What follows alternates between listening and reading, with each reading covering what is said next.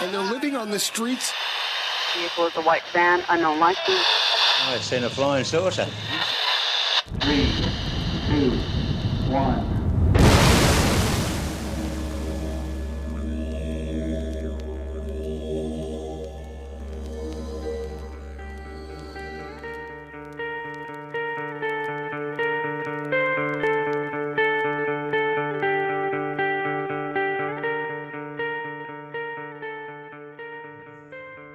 Welcome back to the Lost Frequency Podcast, and today we had on Scott Pace. By the way, I'll get these intros right eventually. My name is Tom Franklin. And I'm Rye Voss. And today we had on a very special guest, Mr. Scott Pace. A lot of incredible stories to come. Yeah, I would say there were the reality-altering, mind-blowing, top-shelf stories. Yeah, and Scott... this is a two-parter. Yeah. Scott had so much to tell that normally our interviews, we kind of run them anywhere between 45 minutes to just over an hour. But with Scott's interview, we went, it would have been 2 hours, but we encountered some, and Scott had warned us about this. He says that due to these experiences he's been having, there's been a lot of electrical issues at his home, and including like recordings. This isn't the first recording he's done where he's had issues. And we said, we'll deal with it. We're using a good platform, which is Riverside. It records locally and then it sends it up to Riverside. And, even if there's issues, usually the audio comes out pretty good. But actually, it was like about an hour in, I think it was. And Scott was rolling along. He's doing great. And all of a sudden, it was just this massive breakup of signal quality. We don't know quite what was going on. It was kind of like, but it slowly built up to that because we did have issues during the main of it. And I did do a lot of editing on this audio to try to solve these issues. But there was some times where it would break up just a little bit. But then all of a sudden it hit a point. It was like it hit a wall. He started talking about something in particular, which you will hear in the podcast. So stay tuned for that, of course. And it just broke up completely. And it was right at that point. You're right. He literally had to switch to his wife's phone. Yeah. And then from there, we were able to continue with the podcast. Yeah. But the strange thing is that we also had issues with our audio as well, which was like, I had an issue prior with, I think it was episode 9 or episode 11, Lala and Bob, Eyes to the Sky. Eyes to the Sky. Yeah, I had some issues because of a setting I messed up. So that was my fault. Yeah, right. Yes. Hey, I can't do everything. No. But this one, it was as if the gain on our microphone was cranked all the way up. And, when I listened to the audio after, I was like, what did I do? Oh no, I messed up again. And I looked at my gain on the microphone and it was set to the normal level. Like we pre-tested this so we know what's a good gain for us. And it was set at that level. And our audio recording was maxed out. It was as if we were like screaming into the mic, like with our heads right up against the mic. Yeah, but the thing is that so you won't hear us really asking any questions, but it doesn't matter because Scott was rolling. Let's put it that way. Scott had something to say. He had something to get off his chest. And me and Rye, anyway, we just had our mouths just drop down. And maybe that's what it was. Our mouths were just on the table. So everything that came out, it sounded like dragon speak or something. Dragon speak? Which is, and what Tom is trying to say is I had to actually go through and cut out a bunch of our questions for the very reason because it was like we're screaming these questions. So I cut them out, and I apologize if it doesn't sound authentic as it should, but I had to do it to make this experience, enjoyable listening experience. But I think you guys will enjoy it anyway. Oh, by the way, Rye. Yeah. You better said, posted something on our Facebook page regarding questions, and we got one. That one is better than none. Yeah. It's one. Do you remember how the question goes? Yeah, so it was from Susan Lineberger Driver. And the question reads, ever since I had a close encounter with a UFO back in 1984, I have been researching them in alien abductions. Recently, I have come to the conclusion that these entities are fallen angels / demons. What are your thoughts on this matter? That's You're hoping for like the easy questions, the walk in the park questions. But of course, Susan brings out a heavy hitter. I can't even concentrate on the question because I read that so well. for me, you guys don't realize like that's my biggest, I guess, fear is reading from script and saying it aloud. But I'm pretty. But Tom, you read everything from script. You script everything. Oh yeah, no, yeah, I'm super scripted. Yes, that's one thing we know about this show.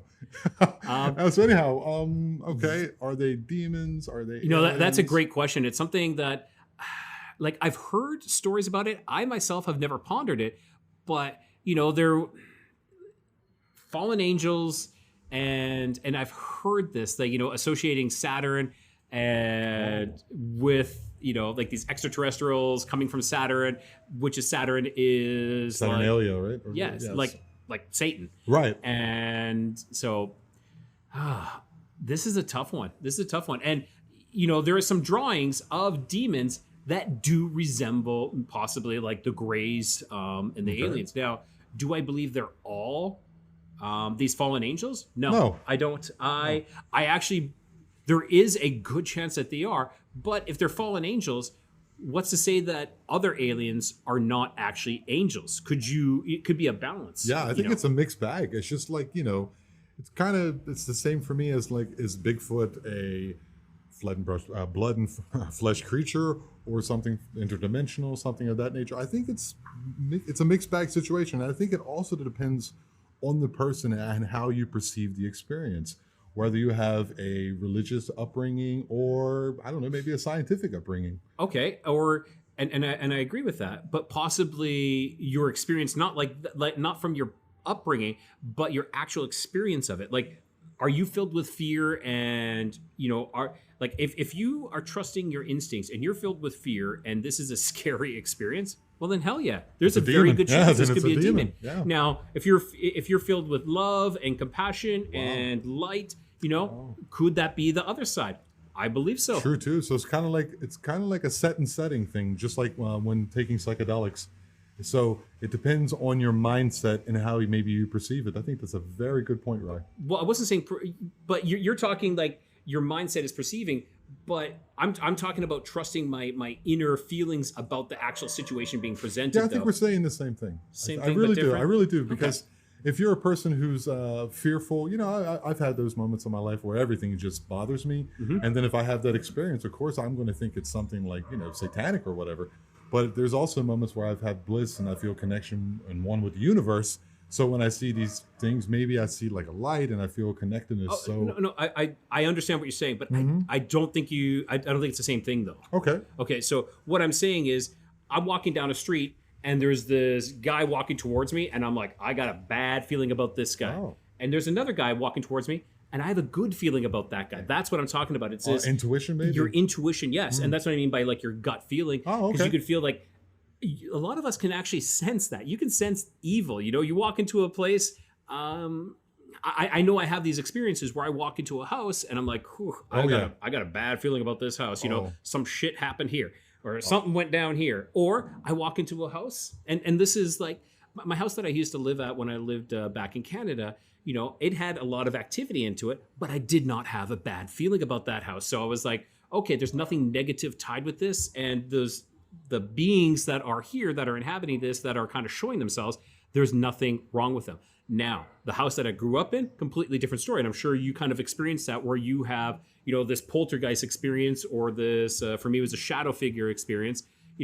Am I going to say that's an angel because I'm going to look at it differently? Hell no. That's either like a demon or some negative spirit. Yeah, that's so. I think that's pretty much the best we can do. Thanks a lot for the question, and we appreciate it. And do your best to also ask another question. Ask away. Maybe you get on here and you'll have a question like this one where it's really deep and kind of difficult to answer. Well, and so I was looking into Spotify as well. Spotify has where you can actually leave a voice recording, up to a 1 minute voice recording to the channel. And now I need to look into it a little bit further, but I think it would be fantastic if our guests literally, ask us the question, and maybe on Facebook, we'd start on Facebook. We're like, yeah, that's fantastic. Now, why don't you ask it to us, on Spotify? And then I can actually put it in here and you can be on the Lost Frequency. Yeah, so you don't have to hear my big dumb voice the whole time. So that would be nice. And then Tom would be like, whew, I don't have to read that one. Oh, this would be great. It's only a minute though, but hey, a minute, you read that question in like 20 seconds or something like that. Mm-hmm. So yeah, as our listeners, please do. By the way, Ryan, how can our listeners contact us if they have any stories? Well, now, you can contact us on possibly, I'm going to look into this, but possibly on Spotify. Right. And you can actually leave comments on Spotify as well. And say it, don't spray it, Rye. As I'm talking, I'm like, stuff is coming flying out of my mouth here. I thought it was a tooth. Oh my goodness. Yeah, okay, so you can find us on our Facebook group. The Lost Frequency Podcast. Yep. Or you can send us an email, the Lost Frequency Podcast at gmail.com, or you can send me a private message on Tom Franklin. Or you can send me a private message, or or just message us in the group too, or put a comment in the group. It's so easy. We'd love to have that interaction, and we'll interact with you. We have a lot of our. It seems to be picking up. It's like a snowball rolling down a hill. Yeah, it's like an old bigger. school steam locomotive. We just once it gets going, Marty McFly is on top, and we're throwing those red. We need to hit 88. Yeah, we're 88 miles an hour. And you're going to see some real shit. We appreciate it. You guys are killing it out there and doing a lot for us. And we really appreciate the fact that you're interacting with us. And as you can also see that I tried to like and comment on everything that you guys are putting on our group. And by the way, don't be afraid to share this. You know what I mean? We put it out every Thursday, as you know. Take this and share it with your friends and family. And subscribe. Right. Subscribe, comment, follow, do all those good things. Doesn't cost you much, but does a hell of a lot for us. And we appreciate it. Yeah. For sure. So, why don't we jump into the biggest podcast we've ever done? Yes. With what was his name again? Mr. Scott Pace. That's right. It took me a second. Scott has been sharing a lot of pictures, and it's fantastic. Really, I would say it actually opened my eyes on some things. Yes, there's some things that. At the beginning, you're just like, okay. Well, okay, but and then you're like, it kind of starts. Okay. Yeah, it kind of starts, and he keeps saying, "Oh, just wait, it's getting crazier. Oh, just wait, it's getting crazier." And you're like, "What? No, this is crazy. You've seen this, you've seen that." Mm-hmm. But it does. It snowballs as well. We could literally do a mini series with Scott. But anyway, yes. Thank you guys very much for listening, and we enjoy that you guys do so. And remember, you're listening to the Lost Frequency Podcast, where we put the periphery into focus. Or bring. Yeah, it was bring. Yeah. That's all right. Bring. We did it again. Yeah. Yeah, I'm messing up everything. Ding, ding, ding, ding.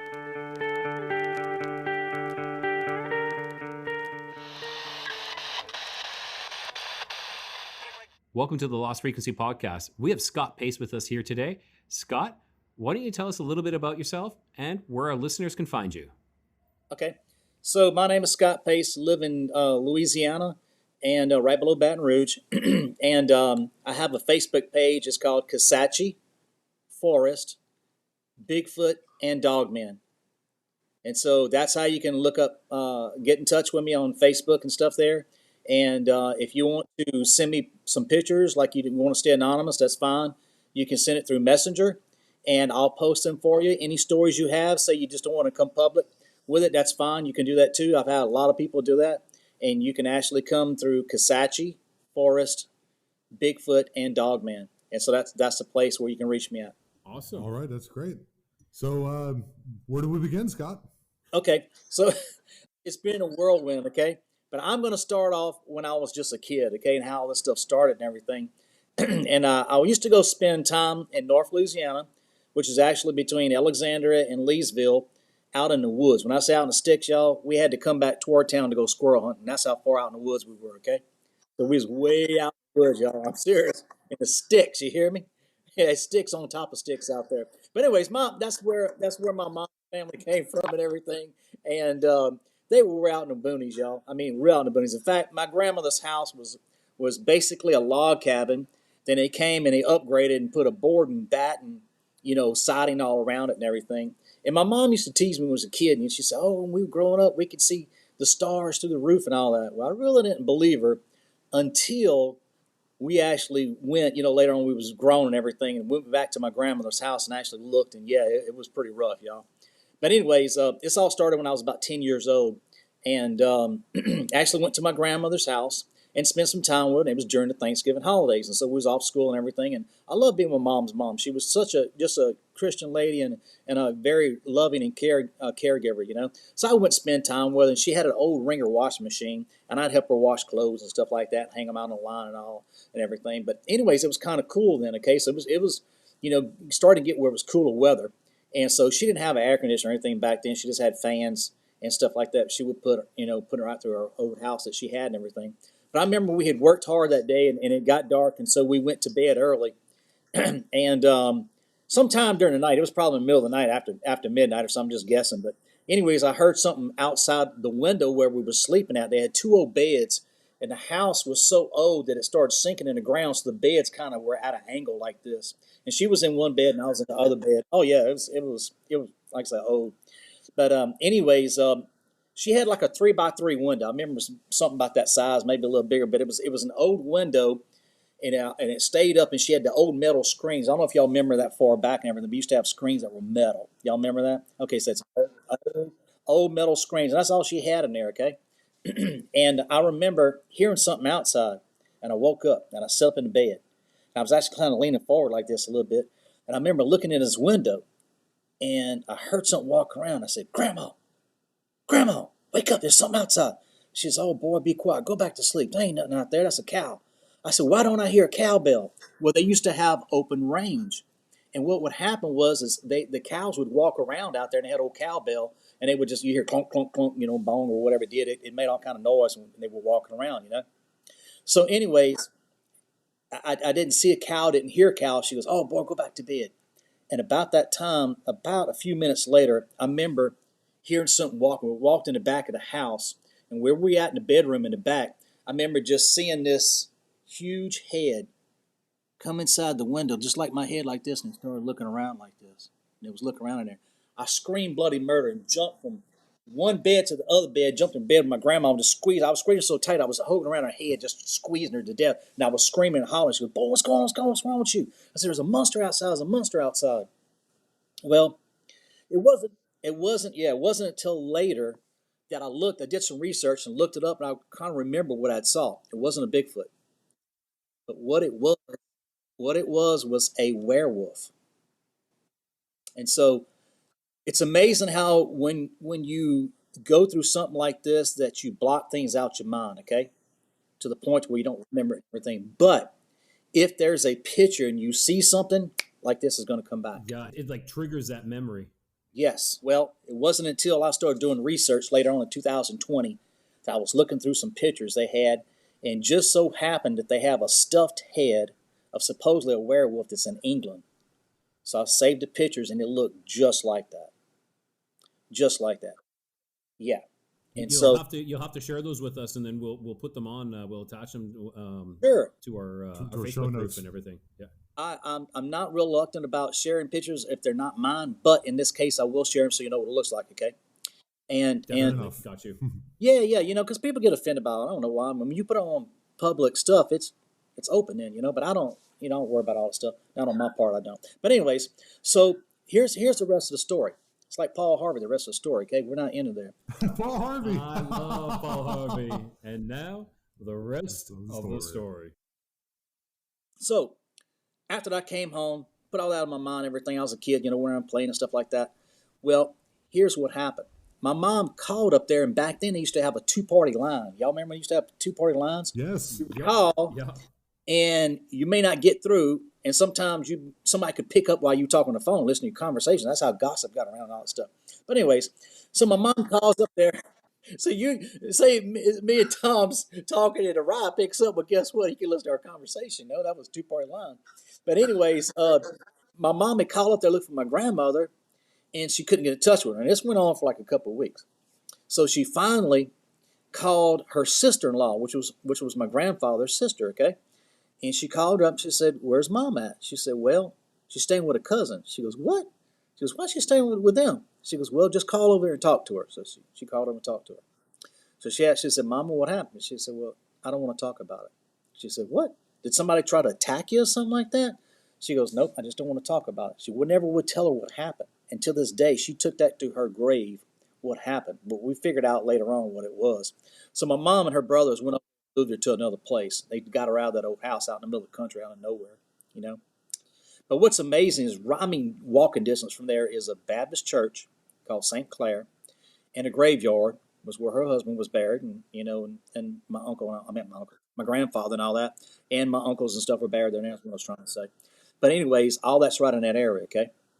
But what's amazing is it wasn't until 2020 that it triggered my brain and I seen that picture. It was really weird. Now, understand that's when I was about 9 years old or 10 years old. Okay, so now we're gonna skip forward to 2009. Nothing happened. Nothing weird happened or anything like that. Nothing happened. All of a sudden, well, I've been hunting all my life, so I'm a hunter and a fisherman. Okay, so I've hunted since I was a little kid. Never seen anything in the woods and everything like that. Never heard anything strange or anything like that. But anyways, in 2009, I was actually working offshore and was in a hunting lease, or we are still in a hunting lease, where the hunting lease is. And it's right across the road from our family land. It's up there north of Alexandria. Okay, so it's in between Alexandria and Winfield in Kisatchie Forest. And that's where all this comes from. And so I was actually up there, and my cousin had called me and said, Scotty, he said, are you going to come hunting this year? He said, or this season. He said, you hadn't been up here yet. And I said, well, I think it was around Christmas time and getting close to Christmas holidays and all that. So he said, well, look, just come on up, get on a deer stand. And said, it's legal, you know, during this time of year, we can run the dogs. I said, okay. So anyways, I went up there and I got on a deer stand and he let, nothing happened that morning. So I went there early before daylight and everything. Okay, so nothing happened. And I'm sitting on a leaning tube. And so I texted him and said, hey, nothing's going on. He said, well, look, I'm going to bring the dogs, okay? So I said, all right. So anyways, he brought the dogs. I'm still sitting in the deer stand. I was waiting for the deer to come through because there was a little trail that was right there, okay? And what's around our hunting lease backs up to us is Kisatchie National Forest, okay? So it's all federal land. It's a forestry up in there. So anyways, he started running dogs, and they was kind of coming toward me, and all of a sudden they started coming directly toward me, but off to my left just a little bit. So I got down out of the deer stand, and I went back to a fire break. Well, this fire break went up a hill like this. I went up the hill. Now, down the hill is like a creek and all that. Again, at the bottom, it makes a turn and all that. But I was at the top of this hill. So all of a sudden, the dogs started coming to me, and they were barking and carrying on and everything, and all of a sudden they just stopped. I mean, just cold turkey stopped. Didn't do anything. So then I heard this noise, and it sounded like a big old buck coming at me, or a hog or something. So I said, well, man, I'm going to get something today. So I had my 30-06, and I'm walking down the hill where this was, right? All of a sudden I get this weird feeling, this crazy weird feeling, this tingling and stuff like that. And then I turn and look, y'all, this is crazy. I see in the briars and the thicket and everything, I see a hole like this. All I see. It's about a 2-foot hole looking straight through. And it went back pretty good ways, about 20, 30 yards. But all of a sudden I see this thing, and it's just sitting there. And this thing is big. I'm short. I'm 5'6". This thing is bigger than me sitting down. It's like basically sitting down. It's got a long snout on it, and it's all black, and it's got brown highlights over, red and brown highlights over it, and it's got pointy ears on it, and it's got a long snout on it, okay? To me, it looked like a huge Dogman, something a cross between a Dogman and a Bigfoot. And it was weird that all those feelings that I had before had kind of sparked up a little bit and everything. And at first I looked at it and didn't know what the hell it was. So I picked up my rifle and I started looking through it, looked through the scope. But at the time I didn't really have a good scope on my gun and everything, my rifle. But later after that, yeah, I went and spent some money and bought a good scope. But anyways, I'm looking through this thing. Oh yeah. And I'm looking at this thing, and y'all, I looked through the scope, and what I could see is its eyes. The eyes, like ours, were white right here, and then this thing had black eyes. Solid black eyes. It didn't have no color to it, okay? That thing was just sitting there looking at me, and it kind of did a grimace like this. I mean, oh, Lord. So I looked at that thing and said, kind of looks like I don't know what it looks like, but I said, I'm getting the hell out of here. So I left and went back up to, oh, yeah, I got out of there. I started fast-pacing it out of there real quick. So I got up the hill. And were you walking backwards? Were you facing it when you were trying to leave, or were you just No, I'm going forward, and I'm getting out of there. I'm not running, but I'm moving pretty quick. Okay. Do you think maybe possibly, Scott, this little hole in the briar is like where it's like a lookout, like a looking post where they kind of look at people? 100%. Well, no, not looking for people, because not a lot of people don't go there. You know, they don't go there during regular times. I mean, hunting lease. It's a hunting lease. Okay. So what this thing is looking for is it's a predator. So it's looking for deer, or it's looking for hogs, or it could be looking for rabbits or squirrels or something to eat, but it's sitting there looking. So that's one of the ways they do. They have weird lookouts. If you're, I'll get into more of this thing, but I'm gonna get more to the other side. It's gonna get better. So, anyways, I go to tell my cousin what's happened, and he's like, "You didn't see that deer?" I said, "Nope, I ain't seen no deer." He said, "Well, that deer ran right by you." I said, "Well, I didn't see anything." I said, "It must have stopped in those briars somewhere." That's what I told him. So I'm like, he said, "Well, all right." So we went on in. Okay. So between 2009, we've been hunting this lease, and 2019, so that's 10 years, right? Same lease we've been hunting the same. And I had a lot of weird things happening. And I never, ever put it to a Sasquatch, Bigfoot, Dogman, none of that stuff. Never did. And I could hear stuff in the woods and stuff at times.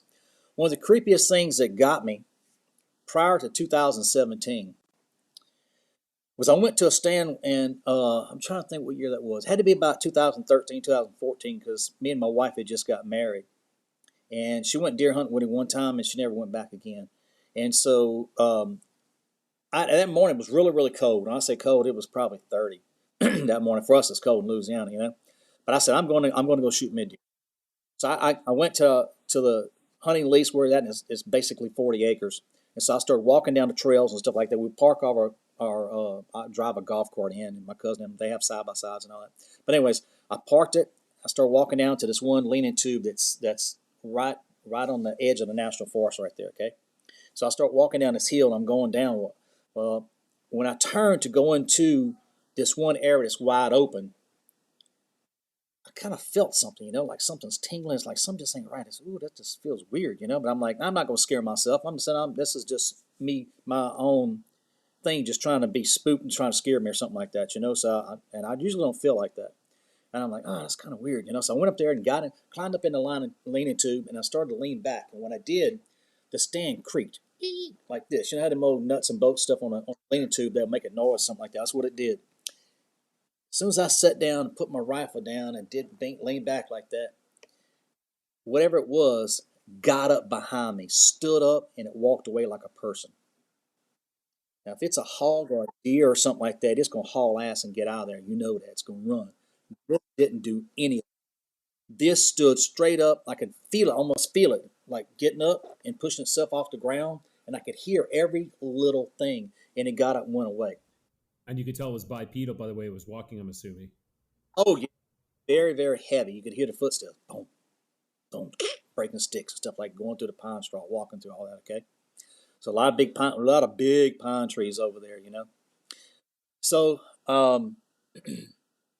after that, my cousin had shot a deer, and I was in one box stand. We have box stands, leading tubes, all kind of stuff. Well, he wanted to get in a climber, and so he actually went out and got into a climber, and he climbed out, up in a pine tree. It was over there, and I heard him climb them early that morning. It was before daylight and all that. So he got up in the tree, and I was sitting there waiting for a deer to come along. Nothing happened, but I heard him shoot. Boom. So he got one. So he texted me. He said, "Deer down." I says, "All right." So I'm gonna come on around. He said, "Well, go ahead and hunt for a few minutes." It was about 7:30 something. I said, "Well, go ahead and hunt for a little while." And they said, "No, might come out. You get one, and I'll get one this morning." So I said, "Okay." So, anyways, I waited. Nothing happened. So I went over there and met him where it was and started pulling the deer out. And when we started pulling the deer out, I heard. I'm like, what in the hell? He looked at me. He goes, "Oh man, them dadgum hunters all around us now. And it's on the federal property, I said, "Well, they ain't supposed to be hunting certain times of year over here, They can't hunt over there." Then all of a sudden, I heard this, y'all, very distinctly behind me, but loud. I can't do it that loud. I heard it like that, real loud. I'm like, whoa. He looked at me. He said, "Dadgum, they're over there too." And I'm like, okay. That's when the research mode and stuff started kind of kicking in. I started looking up Bigfoot and all that kind of stuff like that. I said, wait a minute. Then I started watching people all over YouTube and stuff like that, okay? So then, here's a good one. This is where it all starts. 2017 rolls around. Well, we seen between our lease and where the national forest was, there was this one area that we'd always hunt. It was really wide open. Went down to a creek down there, really beautiful. I mean, it's just wide open down there, but we couldn't get to it because it was so thick. So my cousin said, "Well, look, we're going to get on a tractor. We're going to cut us a four-wheeler trail through there." So, all right, let's go do it. So I went with him. He said, "Just look, make sure nothing's going to knock me off the tractor or not." So I went over with him, and he cut all the trails first that we had all over the hunt lease, and then All of a sudden, he starts cutting this one trail, going through the thicket. And this is where it gets creepy. I start smelling something.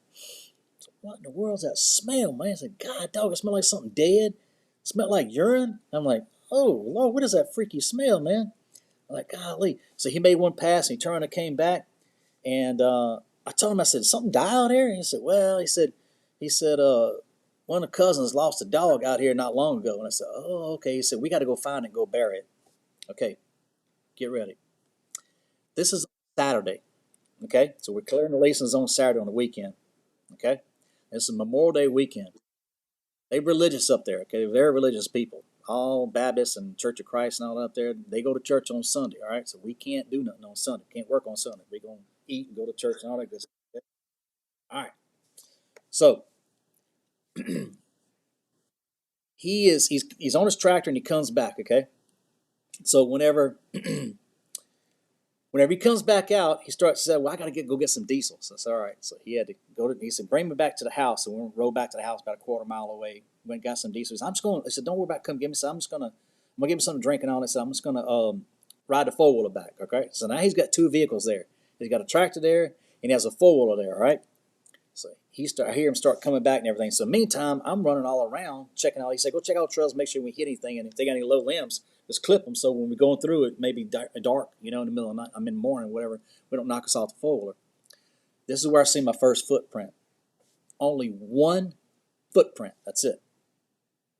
So I start going around this one thing, and all of a sudden something was telling me, stop. So I stopped. So I got off the golf cart and I start riding around. The golf cart's all jacked up, got big tires on and everything. So I walk over there and I look down, y'all, and I see this one footprint. I'm like, my God. So I went on the side of it and I jumped up and down. I tried to put my footprint in the pine straw like what it looked like. And this footprint was perfect. It was long and it was big. I'm trying to see the side. Okay, you know how you got the like your air conditioning vent that's on your wall? You see the air conditioning vent on the wall right now? Not the one that suction. It was probably that big. It was that big. Yeah. So that's how big it was, okay? I was like, golly, man, what is this? 14, 16 inches, something like this? Oh, yeah. I'm looking at one now. It's probably, it was that big. I stopped, y'all, and I took a picture of it. So that's where a lot of stuff started right here, okay? So I went and got my cousin on the golf cart. He just finished filling up the tractor and everything. He's going to make one more run. I said, come back around here. I want to show you something. So he looked at it and he goes, first thing he says, where's the other prints at? I don't know. I said, I'd see one big old print right here. I said, now who in the world is that? Is that heavy? He said, oh, they were logging over there not long ago. I said, would a big old footprint like that last that long? I said, that was 2 or 3 months ago, something like they were logging on the side over there. He said, I don't know. So he didn't say no. He didn't worry about it. He said, come on, we got to go finish up. So I said, all right. So he went and got on his tractor, did a little bit more bush hogging at one little spot. I went back over there, still that weird smell. Now, ironically, remember I told you about the thing getting up and walking away? Right. Yes, yeah. So I ride on a new trail going into where the edge of the national forest is right there, okay? This big old beautiful open area. Guess what's at the top of the thicket? Where that thing was laying down. So then I'm able to go up in there and look and see where it is. So I go over there and I look and see about where that thing was. And sure enough, there is an oval-shaped spot that's wallowed out a little bit. Not a lot, but a little bit. It's got pine straw and everything there. And it's right up under a tree. It's got some low-lying limbs. And I'm like, good Lord. I never thought about, even now, getting some tape or something, putting down, try to get some hair samples, which I'm not big into DNA and hair samples and all that. I got enough stuff going on that I really don't need. I got enough physical evidence already. But anyways, so he went back to the house and everything, and I went and dropped him off, or he went and dropped the tractor off, and I went and picked him up and brought him back so he could get his four-wheeler. So he got on his four-wheeler and was riding back. Now this time, here's listen to me. All the stuff coming to me. You hear stuff and everything, right? Something's telling me it said stop. So I stopped and I cut off the engine to the golf cart. It's not electric one, it's a gasoline one. So I cut it off. I started listening. I hear whatever it is breaking. I mean, breaking through the woods and everything. I say, golly, what in the world would be like that run through the woods? Must be a big old deer or something, So, anyways, after that, I'm trying to think if there's anything happened in 2018. There's something else I'm missing, but I don't know. But I'm going to get back to the next part. So here we go. 2019 comes around, okay? Hunt season. There's October is all archery and everything, okay? And then you've got primitive. So you know what primitive is? It's muzzle loaders. Okay, so it's a one-shot deal. You only got a muzzle loader. You use something similar to that, okay? So most of us use muzzle loaders, okay? That's what we use up there. So anyways, I'm in the stand, a box stand now, and I'm hunting this one spot, and all of a sudden I see this doe come out. So I'm like, all right, I got this. So I lift a little plastic window up, put my gun out, line my sights up, one shot now. Bam! I shoot. Smoke's everywhere. When the smoke clears, I see the deer kicking, and it stops moving. Okay? I've got me a deer. I'm happy. Beginning of season, boom, I've already got one deer. So I get my muzzle loader. Yeah, okay. Get my muzzle loader, put 2 tablets in it, and I start putting me another hollow point in there. And I cock open the barrel, put the blasting cap in, I start walking toward the deer. And this is where it starts getting crazy. Now the deer's laying down like this, right? As soon as I get out of the box and open up the door, start walking toward the deer, does this, like this, and takes off. I'm like, what the hell? I said, what in the hell? I look at it, and then I look, the legs are dangling, the head's hanging down, and it just took off. But when I say disappeared, this thing was gone in milliseconds, not seconds, milliseconds. Now I watched this deer hit the dust, kick around, there's blood everywhere, so I know it's gone. But all of a sudden I see that thing get up and take off. Well, come to find out later on, I didn't know this, but they can cloak. So one came through and picked up my deer and hauled butt with it. And I seen it. I've seen it firsthand. Now, picture, I'm going to tell you something. Picture a woman carrying a big old purse into the store. You understand what I'm saying? A lady goes, she walking in the store, she got the purse, she got the 45 Magnum in there, she got all kind of money and everything else, checkbook and everything, her wallet and everything else, and whatever else she's got in there, right? That's what I saw hanging down, was that purse hanging down. I'm like, God, dog, man, this is crazy. So after I'm gonna tell you this other stuff's coming up, but I in 2019, right immediately after what happened, I started reaching out to people, and this next part gets even better. But I reached out to people to show you something. I reached out to Mr. Kerry Arnold. Y'all remember him? He got actually got killed in an accident, car accident, and he was the host for Bigfoot Odyssey on YouTube. So, anyways, he and I got to be good friends and all that. And some of our families are Arnold's. Last name is Arnold anyway. So I talked to him and try to put a connection and everything there. So, anyways, he started telling me some of his stories. And he said, Scotty, so I was up in a deer stand, had shot a big old nice deer, 10 points. It could possibly have been a 12 point. Got down out of stand, walked to it, blood everywhere, no deer. Same thing. And I got another story about that too. Is coming up if we got time and everything. So this is how Kisatchie, Forest, Bigfoot, and Dogman started and everything. Okay. The next weekend I go to the same stand, and I'm in that box stand and everything, and I'm sitting there. And I went that morning, and it was a Saturday morning, opening day of rifle season and all that. So I have my 30-06 with me, and I go in. I have a backpack when I'm during the season and stuff like that. And I usually bring the little powder that you can spray the wind, see the wind direction, and all that. And so when I do that, I'm mainly looking, if the wind's blowing to, say, the west or whatever, I'm looking mainly toward the east because they can smell you, so I'm over there. And then I also have some calls and stuff. So I have all my stuff in there, my hunt stuff in there, right? So I go in there, I put the backpack down, and I take my 30-06 and I put it in the corner, I lean in the corner. And I went that morning already, didn't see anything. So I'm like, well, I might have something this evening. Now, you always watch the moon pattern, too, when you're hunting. So you watch all that stuff. And it was actually, it wasn't a major, it was a minor that weekend. So anyways, I'm sitting there kind of fiddle-farting around my phone and everything, and I'm looking out. I got one window this way, one window to the right, one window to the left, okay? So the shooting lane in front of me is about 125 yards. The one to the left is about, if I remember, is about 75 yards, and the one to the right was about 65 yards, okay? And it's thick. When I say it's thick in there. It's like buku thick. So anyways, I'm sitting there, and I'm playing my phone. All of a sudden, I get this high vibration, and my head starts going sideways.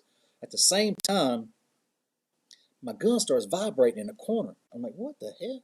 I reach over and grab it like this. And then all of a sudden I catch movement on my left eye.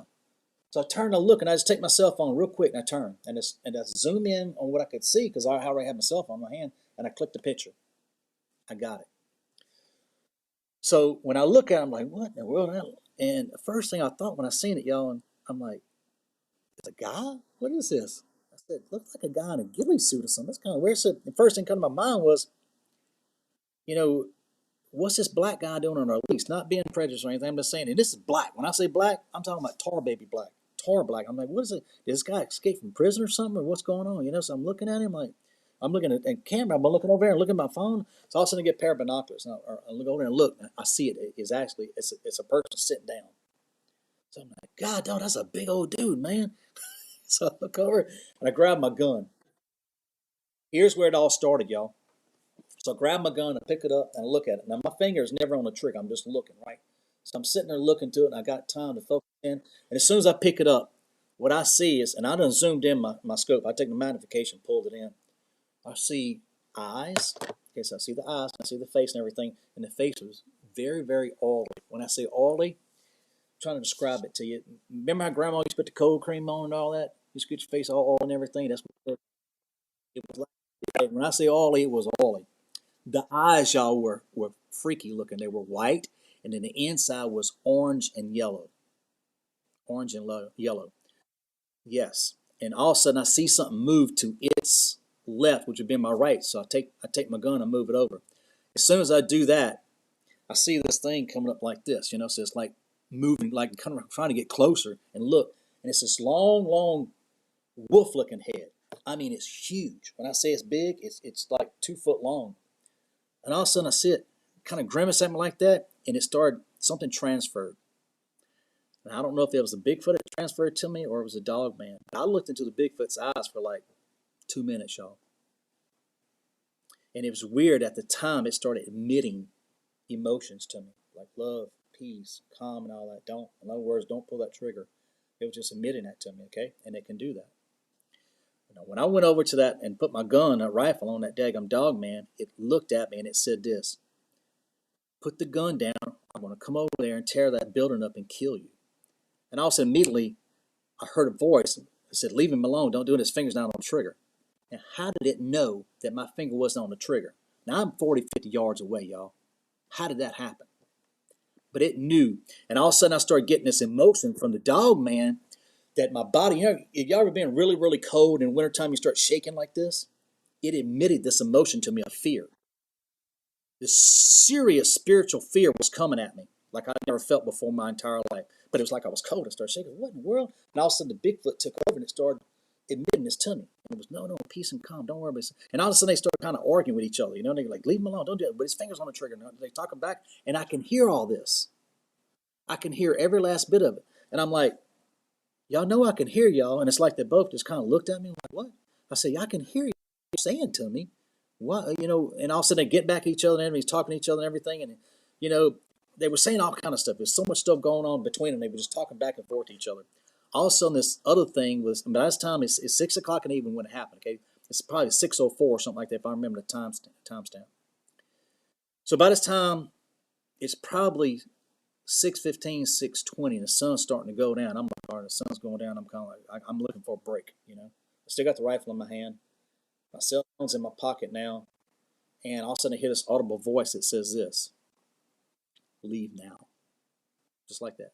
Leave now. I'm like, oh, crap. So I grab my bag, and I fling open the thing. Now, I know you're not supposed to do this, but I had my finger right next to the trigger, and I'm walking away. And the whole time I'm looking back, I'm looking around me. I'm checking every direction around me. Okay? So I'm start walking out. When I walk out, I feel like something's walking out with me. Sure enough, there's at least 4 of them walking out with me. And they're all on my left-hand side, and they're paralleling me out, walking me out. Okay. All of a sudden, I hear my cousin Craig. By that time, it's about 6:30, so the sun's going down. It's starting to get behind the trees now. You ever seen when the sun goes down and all of a sudden it get bright again and starts getting dark again? Well, it was starting to get dark again. I was fast up and again getting to my golf cart. Okay, so I'm sitting in the golf cart. Of course, I have to park the golf cart in the woods. So I'm sitting there in the golf cart now, and I'm looking at them. And it's like they're in the woods right there, and I could see movement and stuff in there, but I couldn't see them clear. And it's starting to get dark. But they started like trying to mind speak to me again. I told them, I said, look, I don't know who you are or what you are, but I said, if you come out of the woods, I said, I'm going to start blasting you. And I said, y'all may kill me today, but I said, I promise you this. I'm going to blow holes all up in y'all. And I said, I might not get all y'all, but I'm going to at least kill 2 or 3 of y'all. And I said, y'all come on out. And I said, I promise you, the bullets I got, I'm going to blow holes all in you. I said, I got 2 magazines. And I said, I got another 20 shells in here on me, and I can load pretty fast. I said, you try me. And all of a sudden, I cranked up the golf cart and I backed out and took off out of there. Now, when I got back to my cousin's house, I was staying with him. When I got inside there, I was shook up. I was shook up bad. And normally we eat dinner or something like that and everything. And I told him, I said, look, I got to go. He said, what? He said, you got the rest of the weekend, huh? I said, no, I got to go. I said, something just ain't right. He said, well, look, you got until Monday. You took vacation out. I said, well, I got to go. I got some things came up. He said, all right. So whatever. So I packed up all my stuff, threw it in my truck, and I'll go to South Louisiana. Of course, it's Saturday night, and I pull into the driveway, and I come in the house. So my wife's shocked. She goes, what happened? I said, something happened. She goes, what? I said, yeah, something's happened. I said, I got to tell you about it. She goes, well, something happened to you and the family? I said, oh, no. So it's nothing like that. I said, we don't fight. We don't have no problems like that. So I pulled the picture up and I showed it to her. She goes, my God. I said, yeah. I said, I had both of them walk up on me. She goes, oh, my God. Well, I was pretty shook up after that, okay? And I did eventually go, and this is the weird part. I got over my fear and I went back, and this is what's crazy. Went back into the woods, but out on that side of the lease. I went to the other side of the lease, and I started hunting over there. But they're everywhere. 40 acres ain't going to keep you away from where they are, okay? They're all over the place. They go 10-mile radius, That's what I'm saying. 40 acres, 40 acres we're going to think is big, but 40 acres to creatures is nothing. They can cover that 40 acres in a matter of minutes. Short minutes. I promise. That's how fast they are. So, anyways, I went back over there, and lo and behold, I sit in a stand, and the 8-point comes up, and I get that 8-point that year and everything. So I kind of wondered if they pushed it toward me or not. I don't know. That's, sometimes you kind of get these weird feelings, stuff like that. I'm shooting that deer and everything. When I shot that deer, I didn't hunt anymore that season. I was looking all around me. I was looking everywhere, but I didn't feel anything weird or nothing like that. Okay. So hunting season's over now, and I got that one deer 8-point, and went and had it mounted and everything. And springtime rolls around. Well, they had told me, they said, look, we've been talking about this for a couple of years, so they're going to clear cut. I said, you got to be kidding. They said, nope. I said, this year's the year. I said, God, dog, man. I said, all right. I said, well, it is what it is, not our land. We lease it. So anyways, they came through and they started clear cutting, y'all. This is where it gets crazy. I'm sitting home at my house in South Louisiana. I'm drinking a cup of coffee on a Saturday morning. All of a sudden, again, I get this high-pitched noise. My head's going sideways, and all of a sudden I get a voice in my head. It says this. He said, why did you tear up my land? I said, what you mean? He said, that was our home. That's where we lived at. Destroyed it. I said, whoa, wait a minute. I said, it's not my land. Let me explain to you. I said, I started talking to y'all. So let me explain something to y'all, okay? I said, look, I did not tear up your land.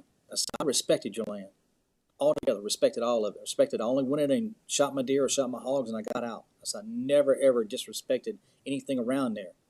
And I said, I'm sorry they did that, but it's not my land. And I explained to them that we only lease the land. The only time you see me there is a few times a year. And that's why you see me there, okay? And I said, I go there, I shoot my deer, and I leave out. And he said, well, that was our land, and they destroyed it. And he said, that was our home. That was our land, and that was our home.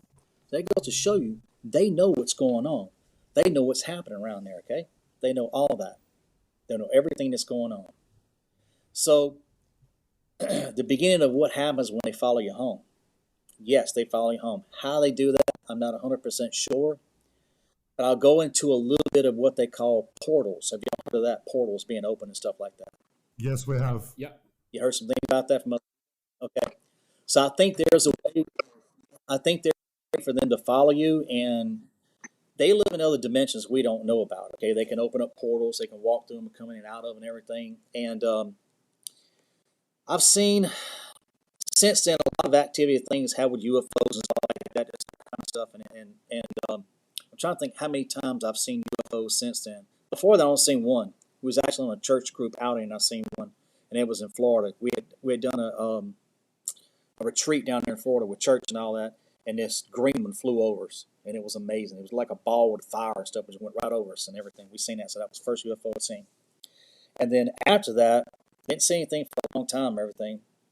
But right after Hurricane Ida came through, me and my wife were sitting on the porch and everything. It was hot, and everything. And all of a sudden, we see this bright white light coming at us, and it started coming right at us. And the weird flight line is normally our flight lines go from west to east and east to west. Okay, but this was coming directly out of south, out of the Gulf of Mexico. I looked up, and sure enough, it was one coming at us. And I just looked up and I said, "I see you." That thing turned from white to a round circle, and the bottom of it looked like silver and blue. And it was a ring. It was like a silver ring on the outside of it. So that was, me and my wife seen that together. And she looked up at it, and it came right at us, took a 45 and then hauled tail toward Texas. And she got up, she said, "I'm going in the house." I said, "What you going in the house for? If they wanted to get you, they would have already got you." Exactly. If they're going to get you, they're going to get you, man. Said, but they did, it's like they did acknowledge that I seen them. They turned the UFO from a bright white light to to just a UFO with the kind of plasma, whatever comes out of the bottom and all that, okay? Some things now that's happening at the house, y'all, that's crazy. Okay, this is where it gets far-fetched, and it's stuff that I can't even hardly understand what they do. So they'll come inside your house, and they'll move things around and cloak things where you can't see them and stuff like that. And they've done this a bunch of times in our house and everything. Most recent thing they did, I was telling y'all this before we started, was we were sitting downstairs watching TV and stuff like that, and all of a sudden our dog just jumps up and looks back at the love seat she was sitting on, and she just looked at it. I said, "He just zapped her." And Dana said, "Yep." She said it. And my wife said, "Yep, she just got zapped." And I'm like, "All right, y'all need to leave her dog alone. Don't fool her. Don't do that, But it's like the young ones will come here and stay in your house to learn how humans live and all that. It got so bad last year that my wife actually screamed at them and told them to leave and come get their, whatever there is in the house, get them out. So get them out.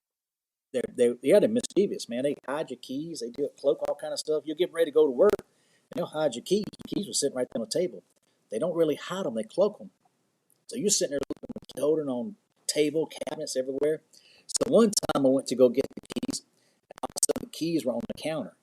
I had them right there on the table, put all my stuff together, so I take off, get my lunch and everything together, and it was gone. They moved them to the cabinet over there. And they do stuff like that all the time. I'm just saying, Scott, that's what's been happening to me my whole life. Every time I look for my keys, it's a UFO, like, cloaking them. It's crazy. Not a UFO, no, it's a Sasquatch. It's a Sasquatch? Oh, okay. Somebody's moving something. Yep. So they do stuff like that. They can cloak and hide anything.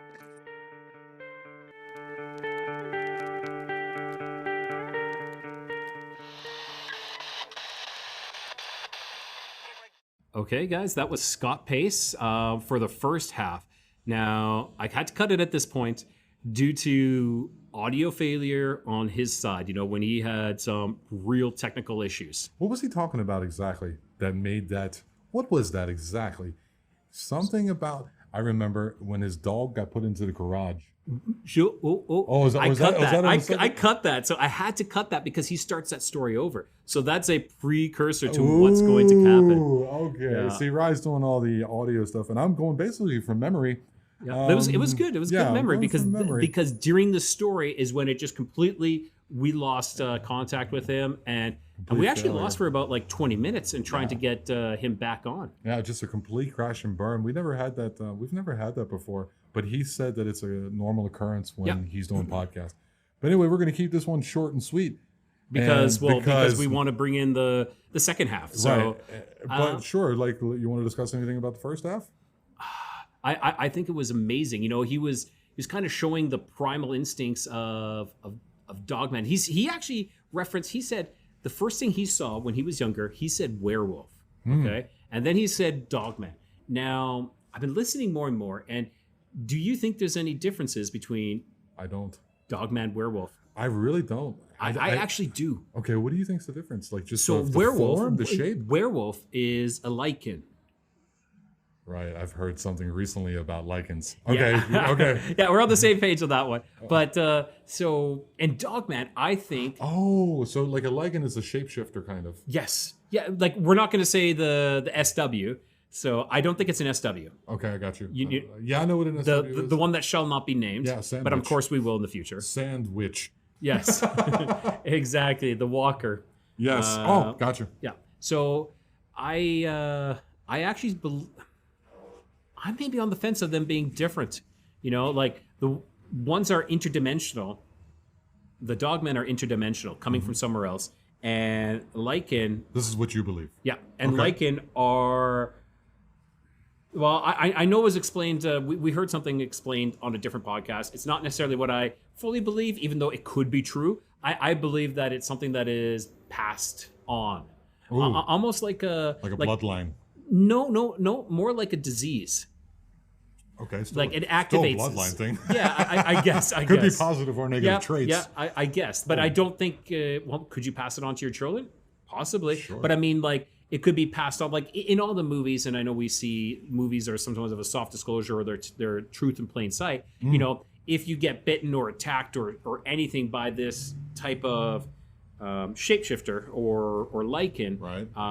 then you're activated and now you become that. So you're saying that you think Dogman, I mean, according to what you believe, is now for you, at least in this moment, and because in the future we're going to get information. I don't. Yeah, which is what we want. What I'm leaning. We'll see what I'm leaning towards because interdimensional. Yeah, I really do. I'm going to go with military experiment. Okay. For the time being. And don't get me wrong, I actually believe there's that as well. Oh yeah, maybe there's two different types. Maybe like right. Yeah, there's the one that comes through the portal. I think you have. That was you who said that. Yeah, like there's the one that comes through, and it's like, hey, maybe they captured it, and then funny. They're like, we copied it, and they tried to replicate it. It's so funny. I think I heard something profound from another podcast, and it was actually my friend Rye.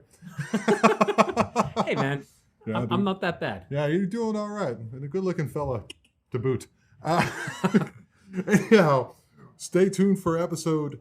What would be episode 18? I think that's going to be episode 18 or next week. part 2. Yeah, part next 2 week. Stay tuned with for part 2. With Scott's pace because it only gets better, guys. Yeah, his story goes even. I don't want to say crazier because that's kind of like I don't want to be demeaning to Scott in any way at all. But I mean, like it's more unbelievable. No, and again, that's also like that's a little also funny, like that. a weird It's conversation. It just kind of builds and rolls and keeps going in many different ways, in many that you are unexpecting. Yeah, I would go That's with what that. I was Yeah. saying. And like I said, we're not questioning that you've had these experiences. We're just have a lot of questions about it. And like sometimes, like some of my experiences, I say, "Oh, that's so crazy! I can't even believe that happened." But it is what it is. Yeah. It happened. So I hope you guys enjoyed this one, and I'm very sure Ryan and I are very sure the next week's episode you will enjoy very much. And please remember, you're listening to the Lost Frequency Podcast, where we bring the periphery into focus.